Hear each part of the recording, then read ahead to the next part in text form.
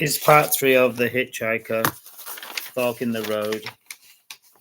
As they walked back to the car, the heavens opened and the rain came down. Typical, he said with a shrug. She slid in next to him and he turned on the windscreen wipers and he turned on the radio as they pulled away and the rain competed with the beat of the music. He couldn't wait to get to London and he decided that now was the time to ask her if she wanted to spend the night with him. I know of a lovely hotel in London, he said cautiously. We could have a great time there. He looked at her smiling face in the mirror. Maybe, she said, we'll see when we get there. He drove on and the rain hit harder. He could see Big Ben in the distance, beckoning him to the good times ahead. Office blocks and apartments flashed past impressively, and he felt like he was in a movie, and in a way he was. He was thinking of all the places that he could take her. Harrods, Covent Garden, the theatre. London definitely had a magical atmosphere, and he couldn't wait to introduce her to it. Suddenly, a blaring truck pulled in front of them, and he braked wildly.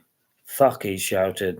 His heart nearly exploded out of his chest, and sweat poured off him as they came to a screaming stop. Are you okay? He said, and turned round, hoping that he hadn't frightened her.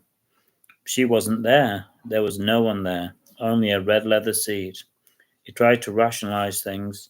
The door wasn't open. She couldn't have jumped out. Where was she? Who was she? He thought, stunned. This was more shocking and frightening to him than the near crash, and now the sweat was really pouring off him. He tried his best to explain things. He had met her. She had spoken. He knew that to be true.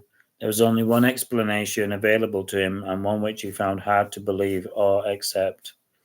He started the engine with shaking hands, and he veered back into the busy lane. He could hear a high-pitched scream as the lorry came towards him, but the scream was his own. There was no time to react, and the last image that he saw was her lovely blonde hair and a stunning smile, before darkness and pain enveloped him. The next day, going slowly through the wreckage, a police officer picked up the newspaper, preserved in the car, and idly flicked through it. His interest was piqued by a picture on the second page. It was of a beautiful blonde woman who had been declared missing while hitchhiking. She was the most beautiful woman that he had ever seen, like a movie star from another age. The article stated that they were now giving up the search for her, and now it was a possible homicide.